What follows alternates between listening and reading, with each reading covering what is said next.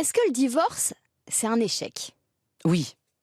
Bah oui, vous avez essayé de vivre pour le meilleur et pour le pire avec quelqu'un et vous n'y êtes pas arrivé. Maintenant, c'est vraiment important de le comprendre. J'ai eu une conversation avec ma grand-mère, notamment lors de mon premier divorce, parce que j'avais vraiment l'impression d'être le vilain petit canard. Et c'est vrai que la génération de nos grands-parents ou nos parents ne divorçaient pas comme ça. C'est tout. Il y avait, oui, ce côté fidèle aux mœurs de la bonne société, de tenir un rôle finalement de femme et d'homme dans le foyer. Aujourd'hui, on l'a moins. N'empêche que même si ça s'est banalisé, ça reste traumatisant. C'est dur un divorce. Alors, un divorce sans enfant, ok. Le premier, il était cool quand même, moi, de mon côté. Le deuxième, il y avait des enfants. Ouais. Là, c'est plus pareil. C'est plus pareil. On fait peut-être moins de concessions aujourd'hui. Peut-être la place de la femme aussi a évolué, Déborah. C'est pas du tout à mettre sur le compte du divorce, hein, mais en fait, les femmes sont beaucoup plus indépendantes aujourd'hui. Donc, on vit notre vie, et tant mieux, hein, ça c'est une bonne chose. On vit notre vie de façon beaucoup plus libre. Moi, je crois que c'est très dur de trouver l'évidence dans un couple. C'est très dur de rester en couple. Il y a forcément des up and down. Et dans ces downs, le nombre de gens qui, à un moment donné, explosent et disent « Mais non, en fait, j'y arrive pas ». Et puis parce qu'on rencontre aussi peut-être quelqu'un. Il y a beaucoup de paramètres à prendre en compte. J'ai pas tous les tenants et les aboutissants.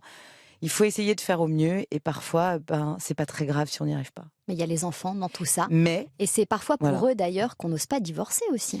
Oui, alors... alors, pardon. Alors là, je vais émettre un jugement. Je crois que c'est une bêtise. Parce que...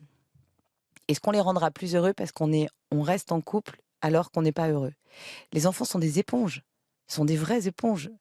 Donc, je suis pas sûre de ça. J'émets un jugement sans en émettre, c'est-à-dire je suis juste pas sûre de cette logique. Voilà, je suis pas sûre que ce raisonnement soit bon.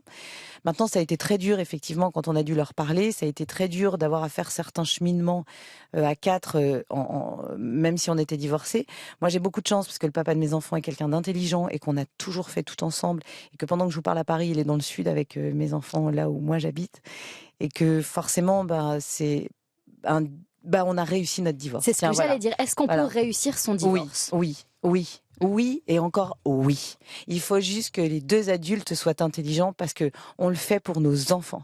Donc oui, c'est dur. Il faut mettre son ego de côté, mettre de l'eau dans son vin. Je sais pas, j'ai 10 milliards d'expressions, mais il faut le faire parce que c'est pour nos enfants. On règle nos problèmes d'adultes entre nous, mais pour nos enfants, oui, ils n'ont rien demandé. Et nous deux, on a tout de suite eu ce truc-là. Et je crois pouvoir dire que mes enfants sont heureux et épanouis, même si en eux, ils garderont toujours cette petite cicatrice que moi, je n'ai pas eue parce que mes parents sont ensemble depuis plus de 50 ans. Donc, la culpabilité, je l'ai plus. Je sais qu'ils auront toujours ce truc-là au fond, mais on peut quand même les rendre heureux.